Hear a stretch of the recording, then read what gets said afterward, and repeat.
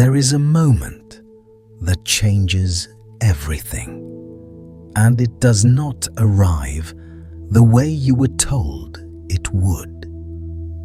It does not come with thunder. It does not come with a choir of celestial voices or a blinding flash of white light that rewrites your DNA in an instant. It comes quietly, almost too quietly, like a breath you have been holding for decades, finally releasing without your permission. And in that release, something shifts so fundamentally inside you that the person who existed 5 seconds before becomes unrecognizable. Not because you gained something new, but because you stopped pretending you never had it.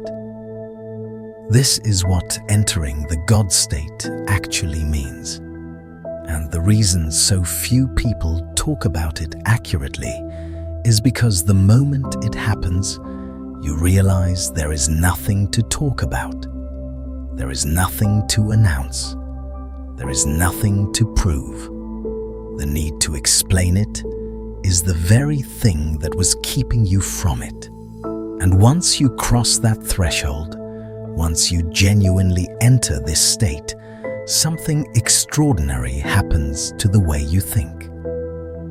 You do not think like someone who just discovered a new power. You think like someone who cannot remember what it felt like to be without it.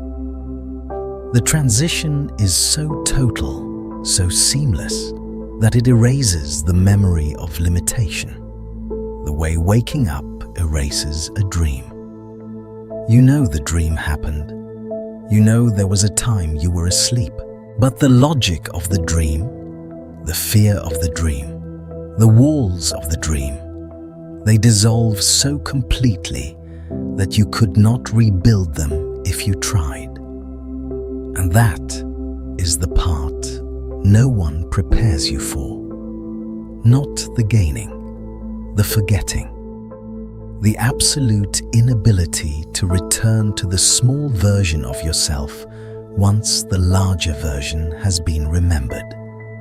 Most spiritual teachings frame awakening as acquisition. You are told you need to attain higher consciousness, reach enlightenment, achieve some elevated frequency that you do not currently possess. And embedded in all of that language is a lie so subtle it has shaped entire civilizations. The lie that you are starting from zero. The lie that the divine is somewhere else, in some other dimension, at the end of some other practice, on the far side of some other number of years of meditation. And you believe it because the world around you believes it. Because every system you were raised inside, education, religion, medicine, economics, every single one operates on the assumption that you are fundamentally incomplete, and that completion must be earned, purchased, or bestowed by something outside yourself. But what if the opposite is true? What if the God state is not something you enter the way you enter a room you have never been in? What if it is something you stop leaving? What if the effort was never about climbing towards something above you, but about releasing the grip on everything that pulled you below your own natural position? If that idea just shifted something inside you, here is where to go deeper. Have you spent years trying to protect your peace, boundaries, energy work, shielding visualizations? And you still walk out of every room drained. Every one of those tools is trying to put a wall around you. That's not where protection actually comes from. It comes from how stable you are on the inside when other people's chaos walks in. Inside the Halo, a quantum guide to energetic protection for those who feel everything, walks through the 4 parts of getting that stability. From the signal you've been giving off without knowing to walking through hard rooms without getting wrecked. Every shield you built sat on the outside. This one rebuilds the inside so the room can't reach you anymore. The longer you keep working on the outside, the worse the inside gets. So do this one tonight.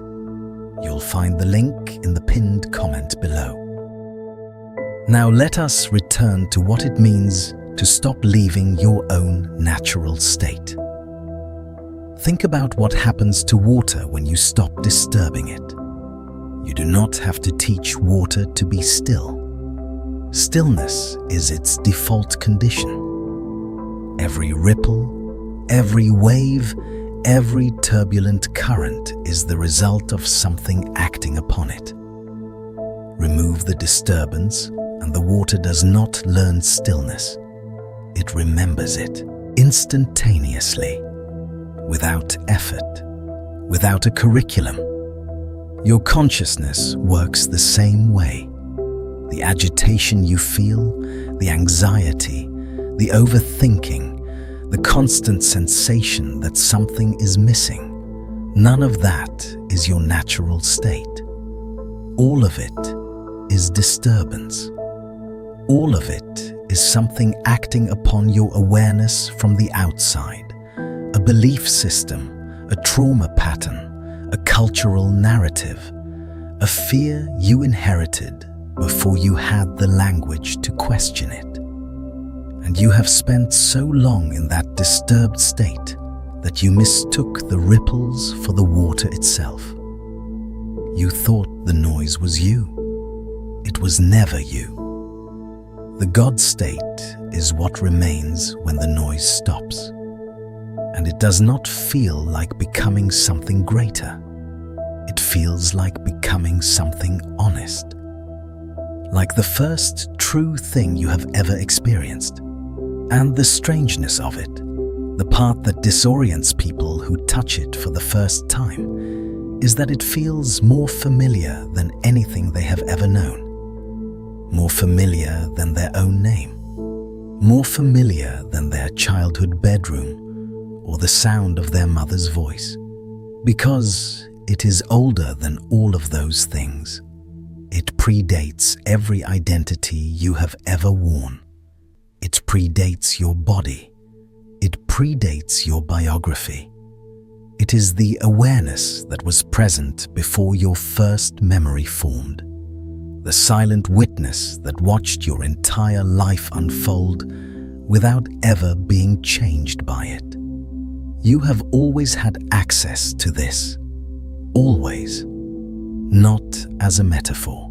Not as a poetic idea meant to comfort you during difficult times. Literally, neurologically, energetically.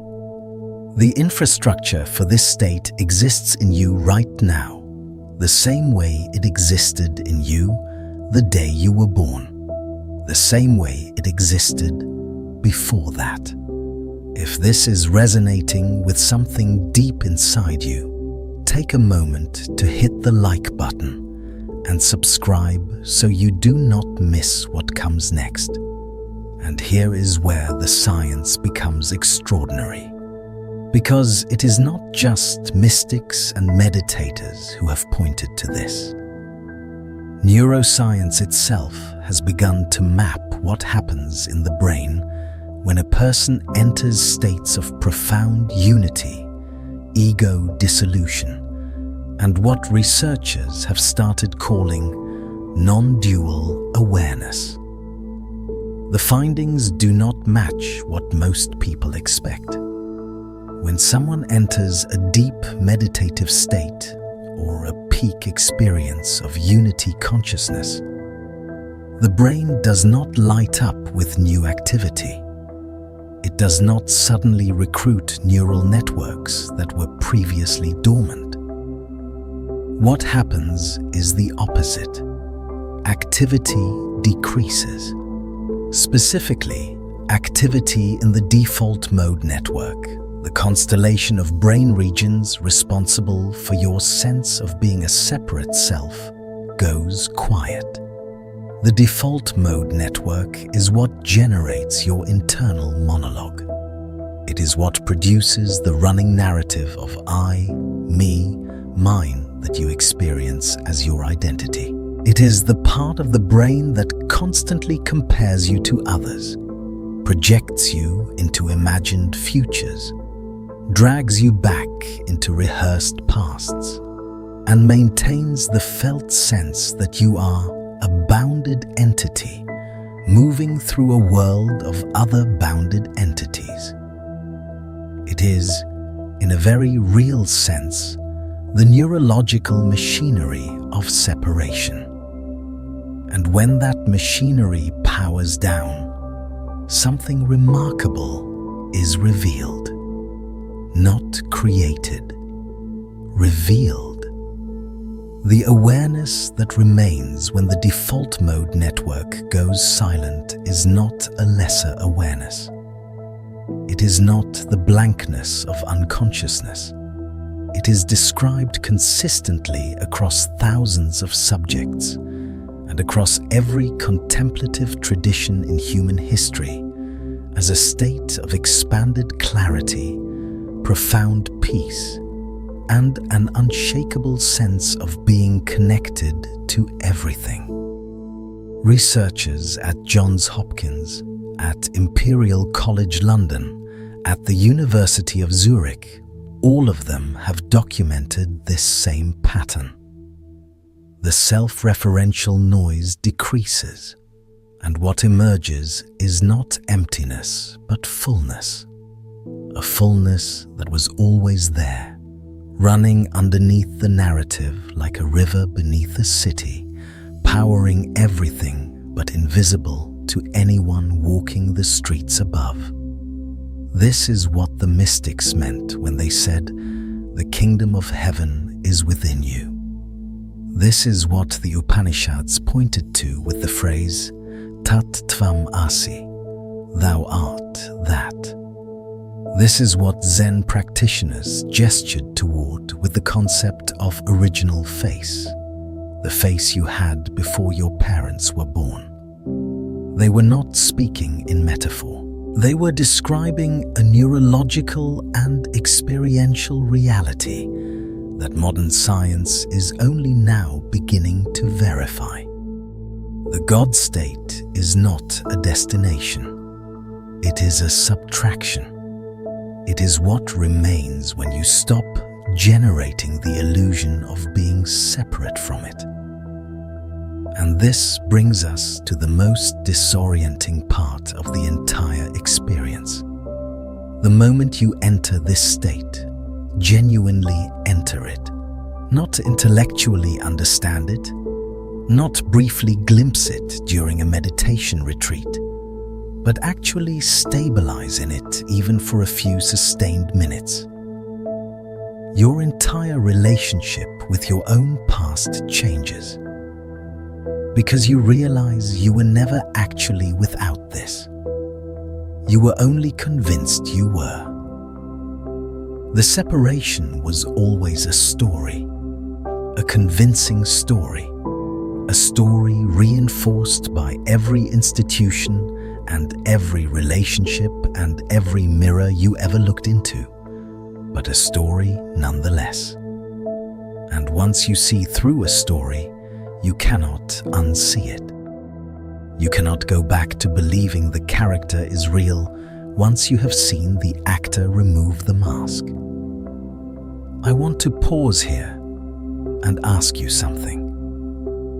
Was there a moment, maybe one you have never spoken about, when the noise stopped and you felt this wholeness underneath everything, even if only for a few seconds? Tell me about it in the comments.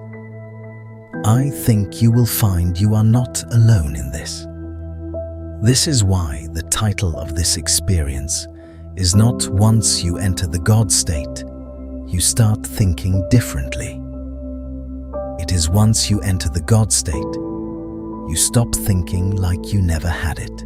The shift is not additive, it is subtractive. You do not add a new way of thinking on top of the old one.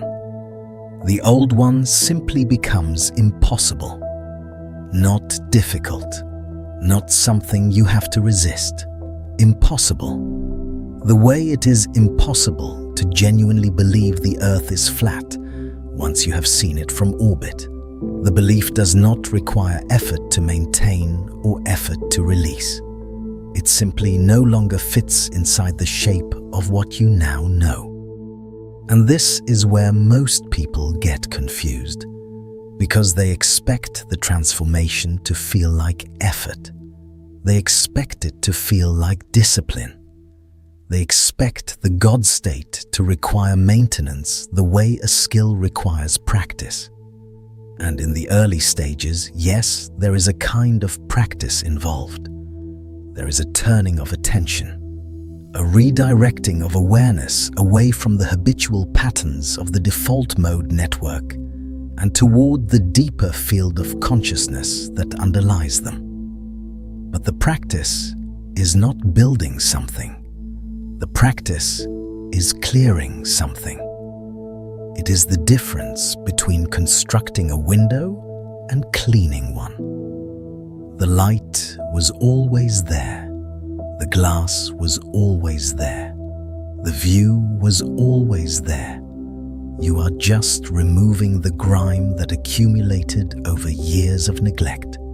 And once the glass is clean, you do not have to practice seeing through it. Seeing through it is what it does. Let me describe what this actually feels like from the inside, because the conceptual framework only takes you so far. Understanding the God state intellectually is like understanding swimming by reading about water. At some point, you have to get wet. The first thing that changes is the quality of your attention. Before this shift, attention feels like a flashlight, narrow, directed, always pointing at something specific, a thought, a worry, a task, a person, a problem. And whatever the flashlight is not pointed at disappears into darkness. Your field of awareness is small, and it moves constantly, jumping from object to object like a nervous animal. This is how most people experience consciousness their entire lives. A narrow beam scanning an infinite room, convinced that only what the beam touches is real. After the shift, attention does not feel like a flashlight anymore. It feels like the room itself being lit. Not from a single source, but from everywhere simultaneously. You do not lose the ability to focus. You can still direct attention to specific things when needed. But the background is no longer dark. Everything is illuminated at once. You are aware of your thoughts without being inside them. You are aware of your emotions without being driven by them. You are aware of the space between things, the silence between sounds, the stillness between movements. And that space is not empty. It is alive. It is the most alive thing you have ever encountered, and it is what you are. The second thing that changes is your relationship with time. Before the shift, you live in time the way a fish lives in water. It is so omnipresent that you cannot perceive it as a medium. You are constantly being pulled into the future by anxiety or dragged into the past by regret. And the present moment is just a thin, unstable sliver squeezed between those two enormous forces. You spend almost no time actually here. Studies in cognitive psychology have measured this. The average person spends roughly 47% of their waking hours thinking about something other than what they are currently doing. Nearly half your life is spent somewhere that does not exist, a remembered past that is already gone, or an imagined future that has not arrived. You are, quite literally, absent from your own experience almost half the time. After the shift, time does not disappear. You still perceive sequence. You still know that Tuesday comes after Monday, but the tyranny of time dissolves. The compulsive pull toward past and future loses its gravitational force, and the present moment, which used to feel like a narrow ledge, suddenly reveals itself as an infinite field.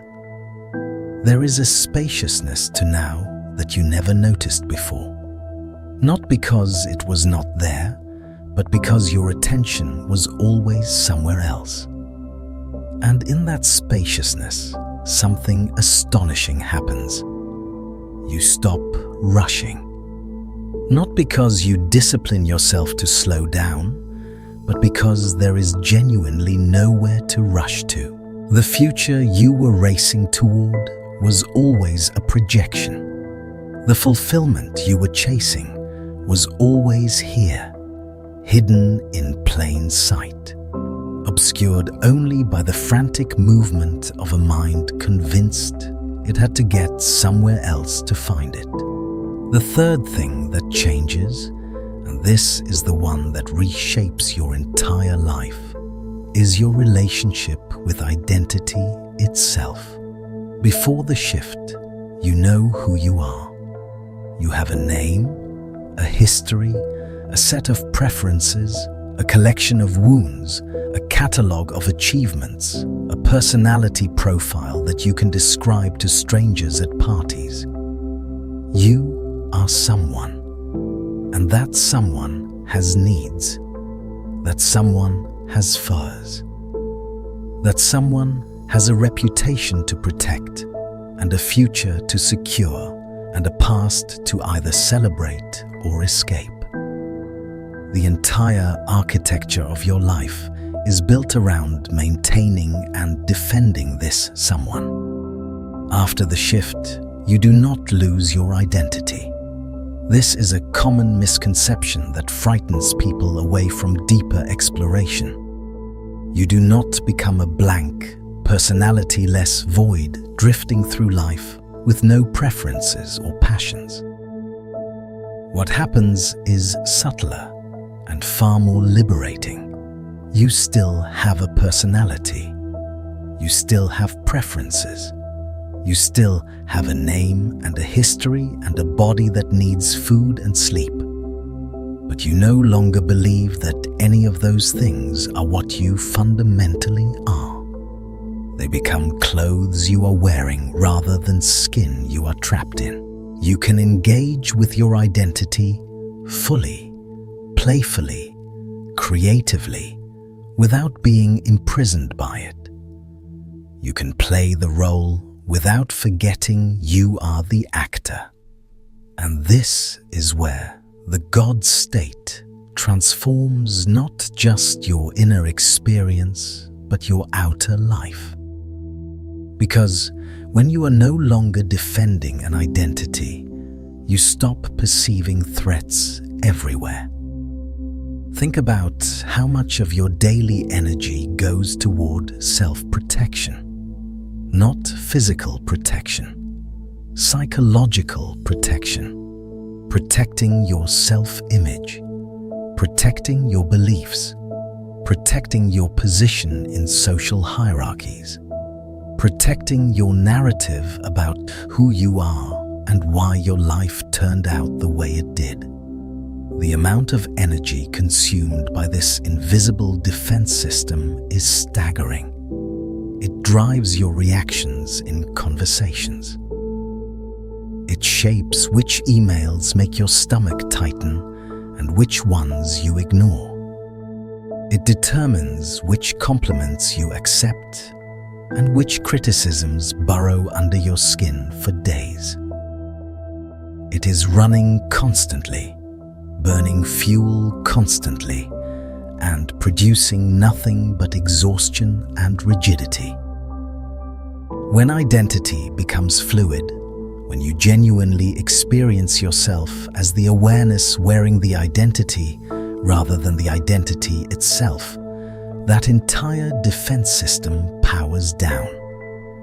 Not because you suppress it, not because you override it with positive affirmations or cognitive behavioral techniques. It powers down because there is nothing left to defend. You cannot threaten something that does not claim to be a fixed thing. You cannot insult the ocean by insulting a wave. The wave is a temporary expression of something so vast that the insult simply has nowhere to land. This is not numbness. This is not dissociation. This is not the spiritual bypassing that so many traditions rightly warn against. This is the opposite. It is the most intimate, the most present, the most emotionally available state a human being can inhabit. Because when you are not defending yourself, you can finally feel everything. You can let grief move through you without it becoming your identity. You can let joy arise without clutching at it.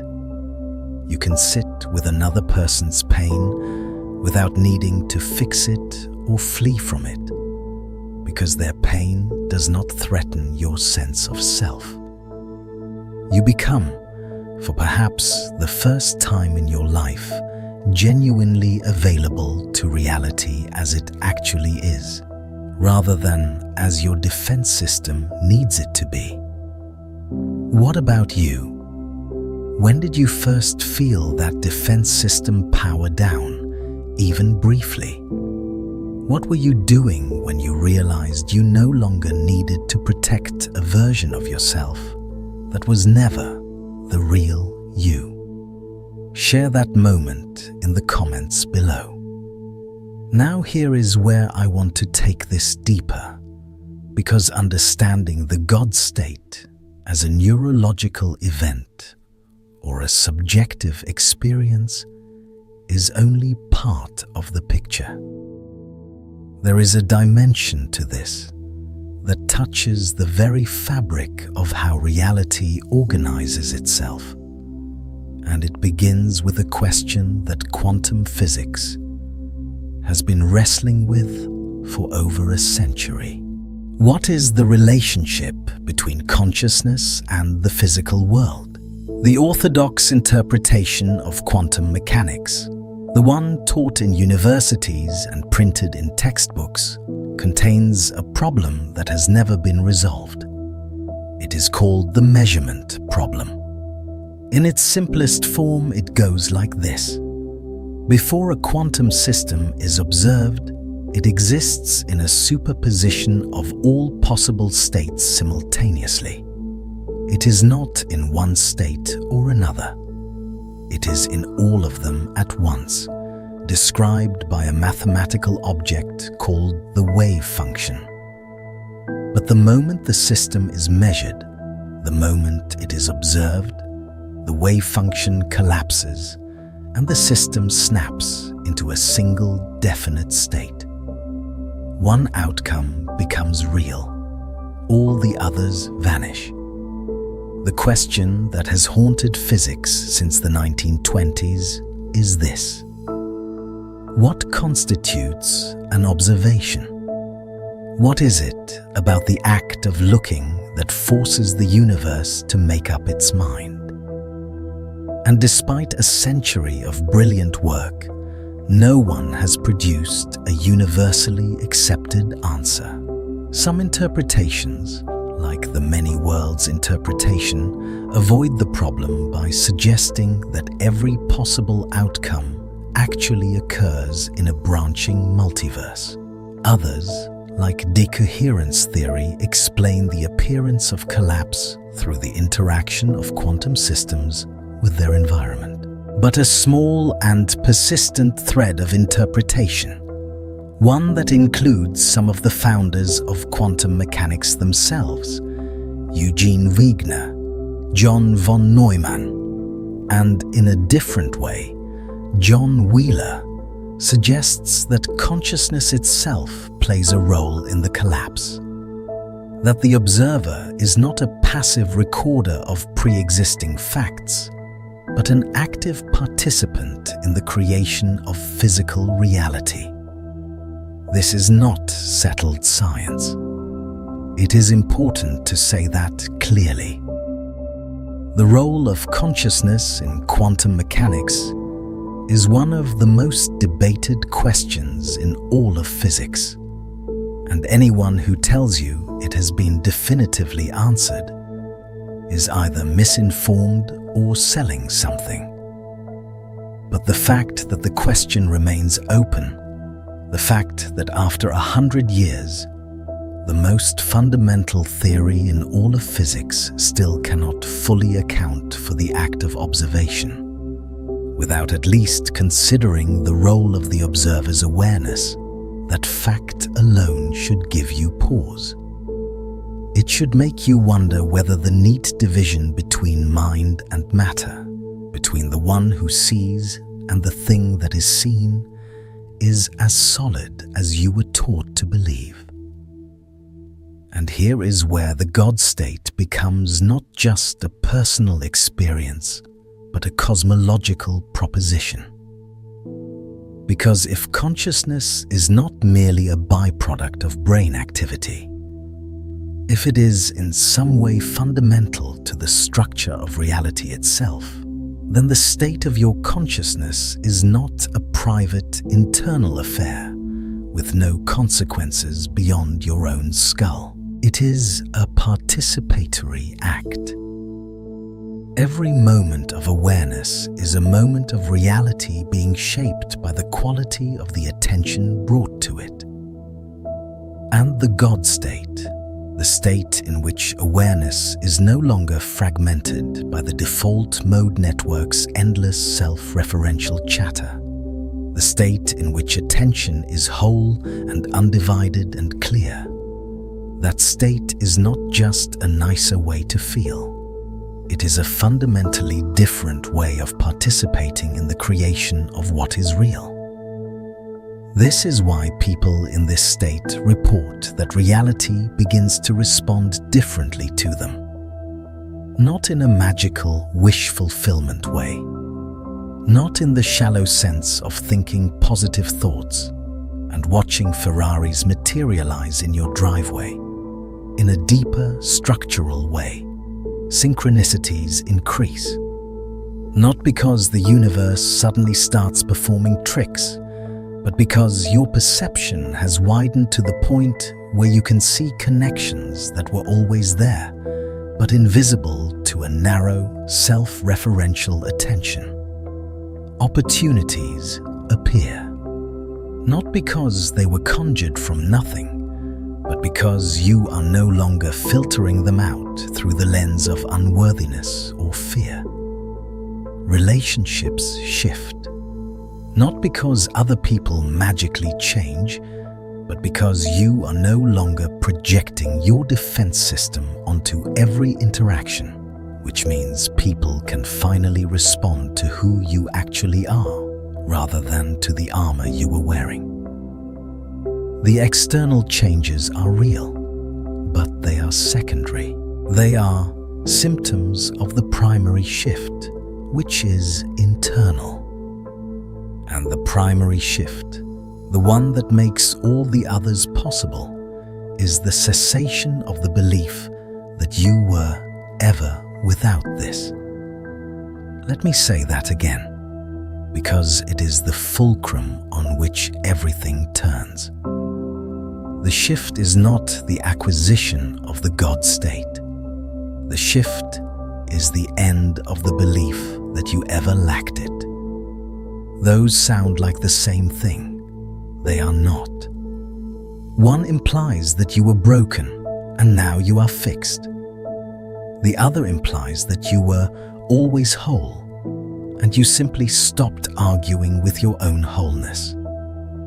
The first creates a before and after, a timeline of spiritual achievement, a story of transformation that the ego can co-opt and wear as a new identity. The second dissolves timelines altogether. There is no before and after, because there was never a moment when you were actually separate from what you are now remembering. The separation was always conceptual. It was a thought, not a fact. And thoughts, no matter how convincing, no matter how many people share them, no matter how many institutions are built on them, are not reality. They are descriptions of reality. And the map is never the territory.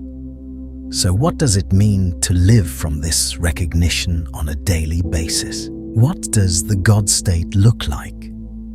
Not on a meditation cushion or during a peak experience, but in the middle of an ordinary Tuesday when the bills are due and the traffic is bad and your body is tired and someone you love is being difficult. It looks like presence without performance. You are here, fully here. Not performing spirituality, not curating an enlightened persona, not floating above the mess of human life in some dissociated bliss. You are in the mess. You feel the frustration of traffic. You feel the weight of financial pressure. You feel the ache of relational friction. But none of it owns you. None of it becomes your identity. The feelings arise. They move through the open space of your awareness, and they pass. Not because you suppress them. Not because you judge them as unspiritual, but because you are no longer building a self out of them. They are weather. You are the sky, and the sky does not fight the weather. It does not identify with the storm. It holds everything, rain and sun and thunder and stillness, with equal spaciousness. It looks like action without anxiety. You still do things. You still make decisions, pursue goals, create, build, engage with the world. But the frenetic energy behind the action changes. You are no longer acting from a place of lack, trying to fill a hole that cannot be filled because it was never real. You are acting from overflow, from the natural expression of an energy that has nowhere to go but outward. And the quality of that action is different. It is more precise, more aligned, less wasteful, because it is not being distorted by fear or driven by the desperate need to prove that you are enough. It looks like compassion without depletion. One of the most misunderstood aspects of spiritual development is the idea that opening your heart means absorbing everyone else's pain, that empathy means feeling what others feel to the point of exhaustion. This is not compassion. This is codependency wearing a spiritual mask. True compassion, the kind that arises naturally in the God state, is not absorptive. It is radiant. You do not take on another person's suffering. You meet it with a presence so stable, so grounded, so unafraid of pain that it creates space for the other person to process their own experience without being alone in it. You become a clearing, not a sponge.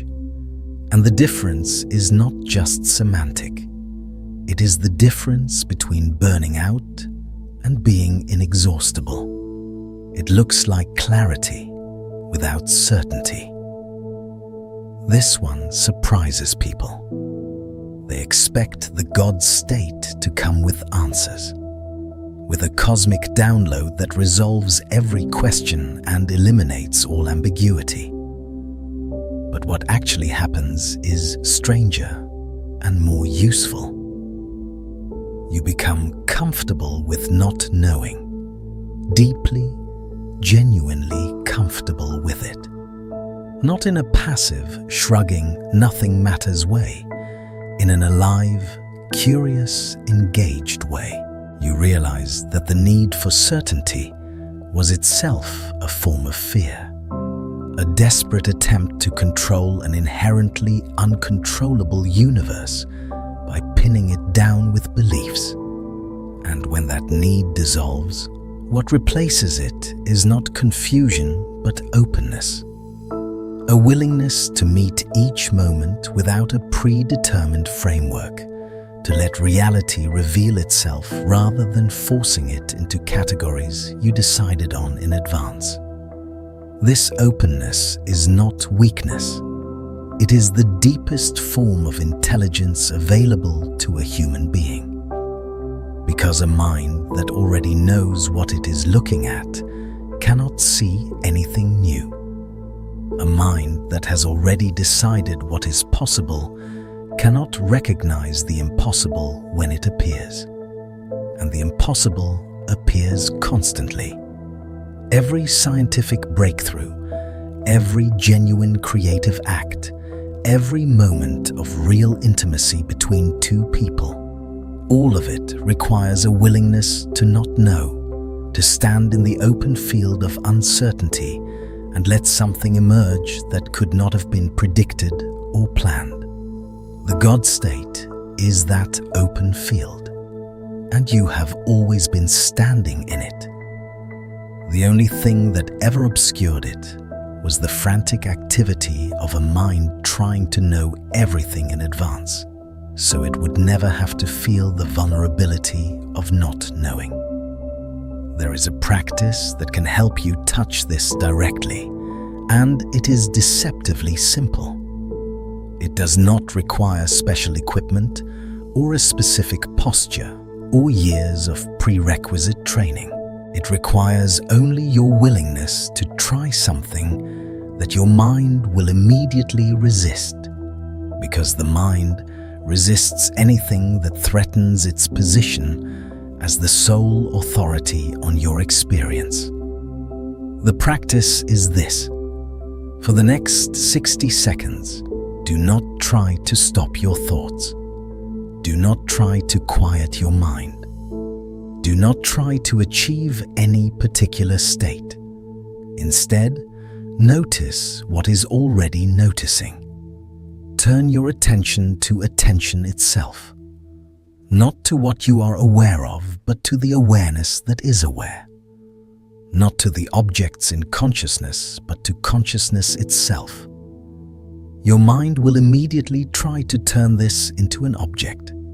It will try to conceptualize awareness, to create a mental image of what awareness looks like, to think about awareness rather than simply being it.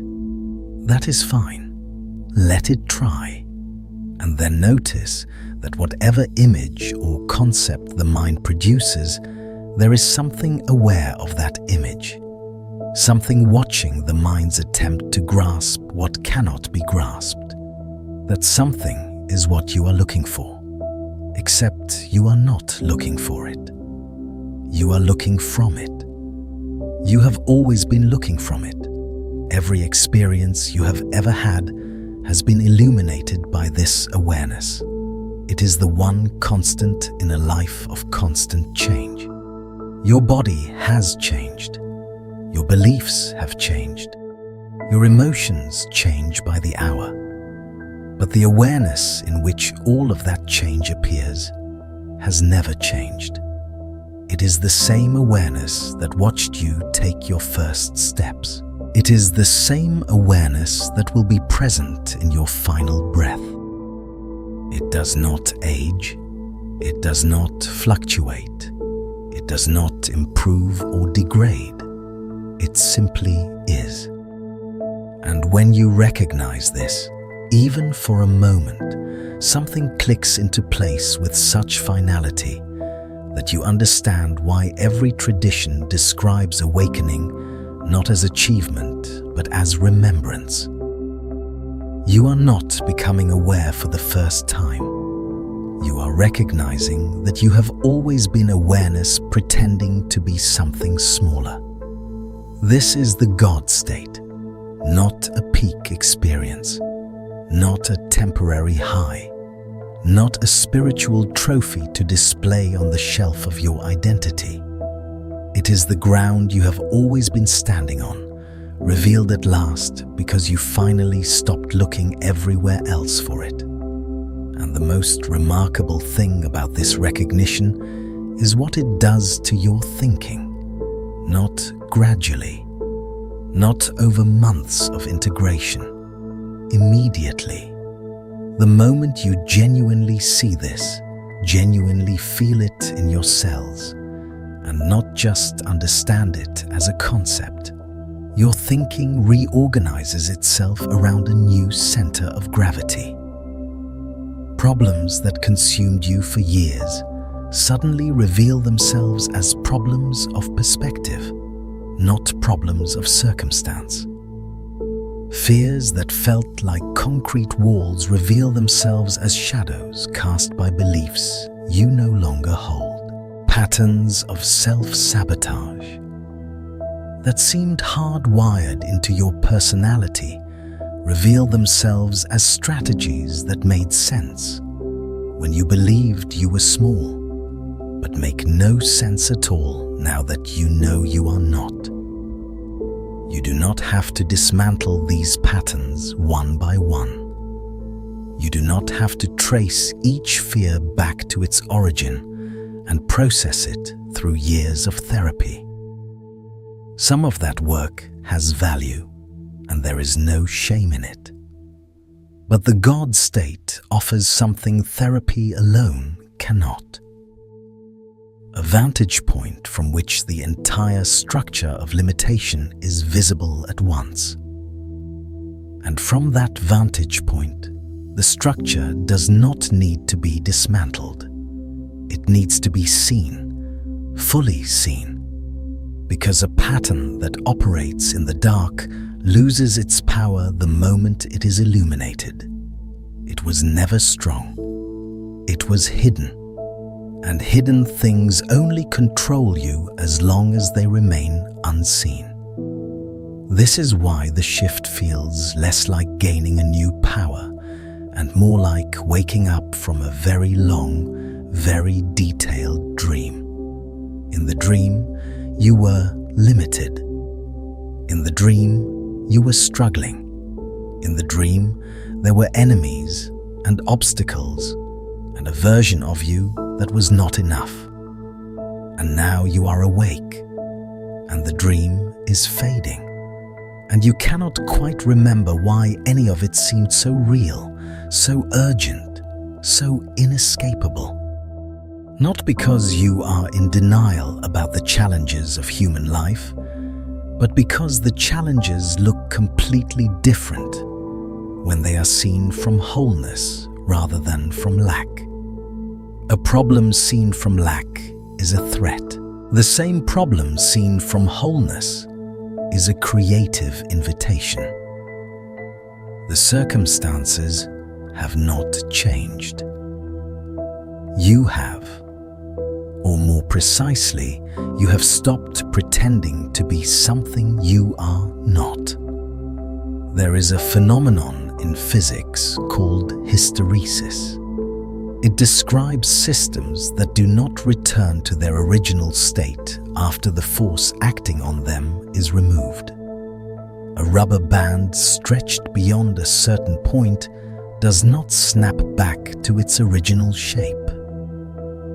A piece of iron magnetized beyond a certain threshold retains its magnetism even after the external magnetic field is removed. The system has been permanently altered by the intensity of the experience. Consciousness works this way too. There is a threshold of recognition beyond which you cannot return to the previous state. You can have small glimpses of the God state and lose them. You can touch non-dual awareness in meditation and then get pulled back into identification with thought the moment you open your eyes. Those glimpses are valuable. They are like cracks in a wall that let light through. But they are not the threshold. The threshold is the point at which the wall comes down entirely. And once it does, hysteresis applies.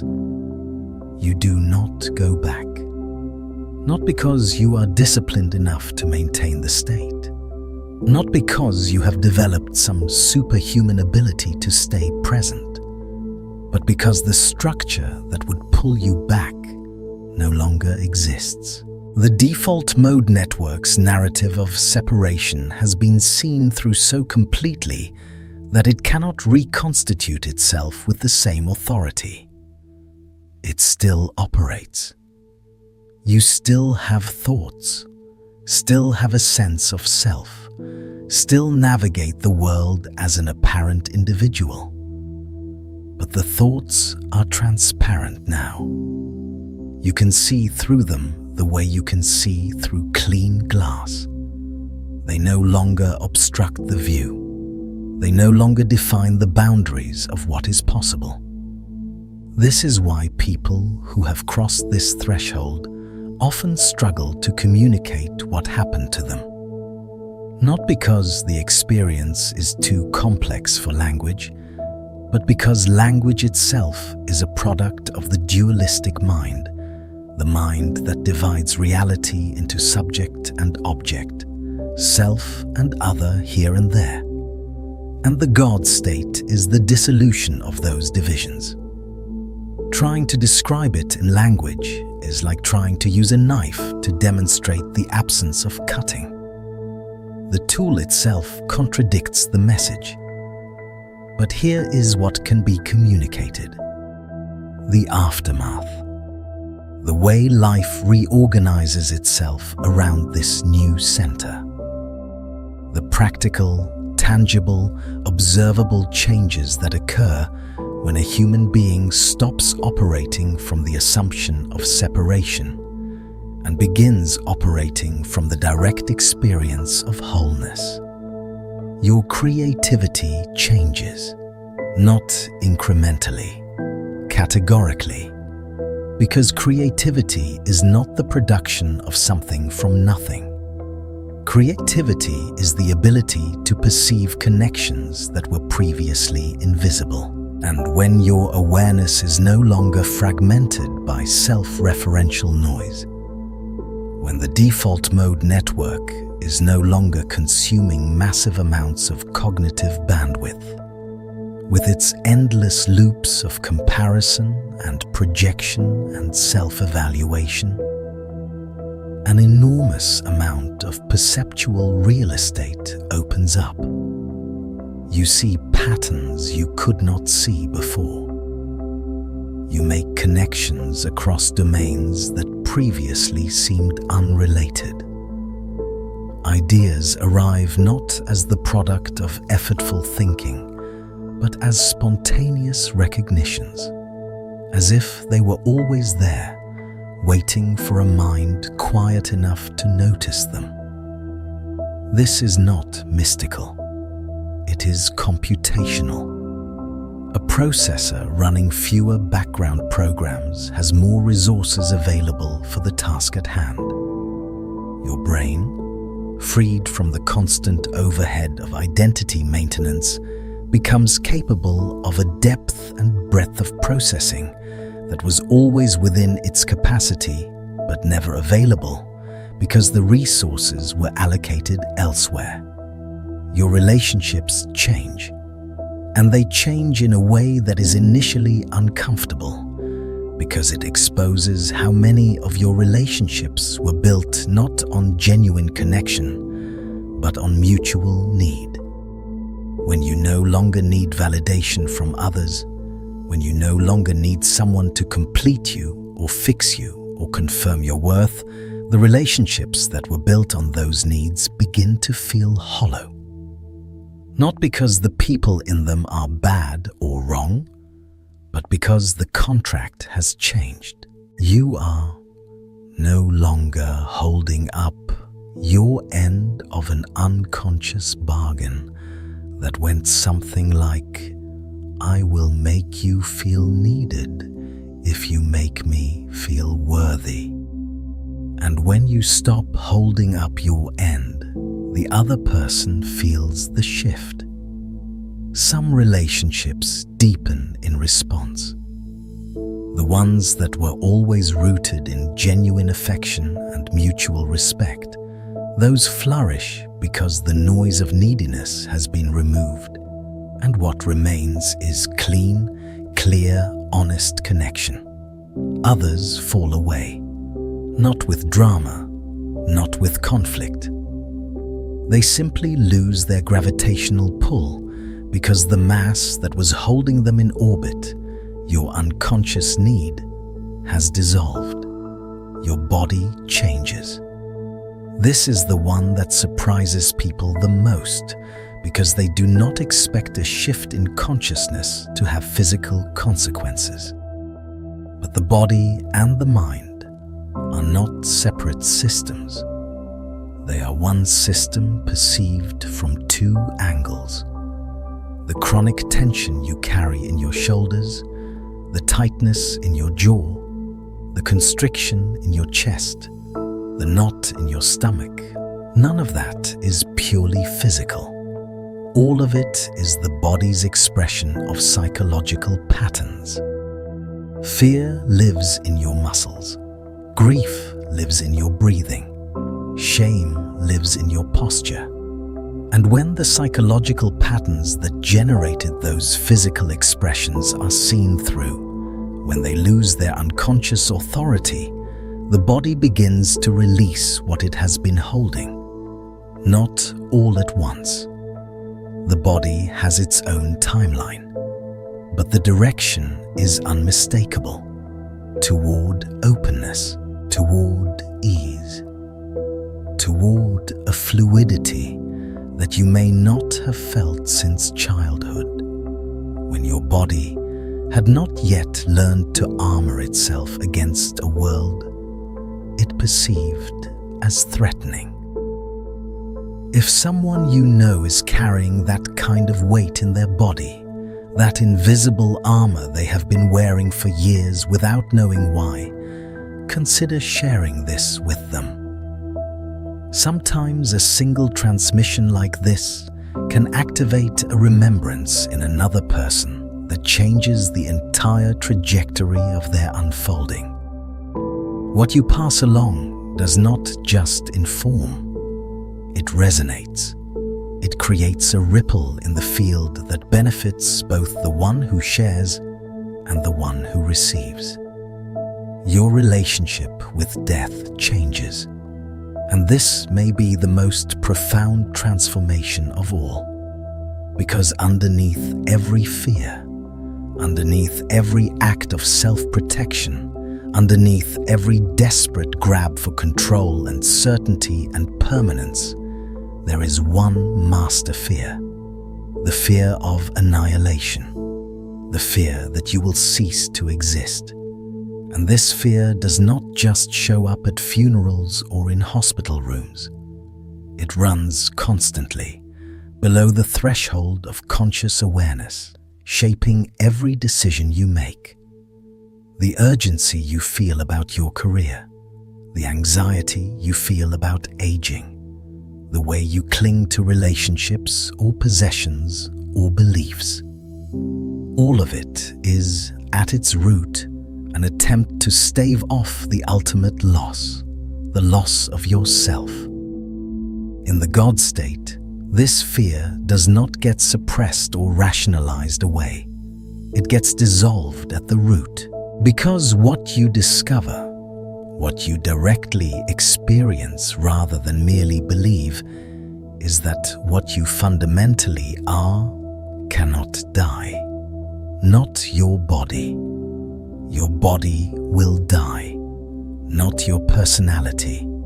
Your personality is already changing and will continue to change until the body that hosts it stops functioning.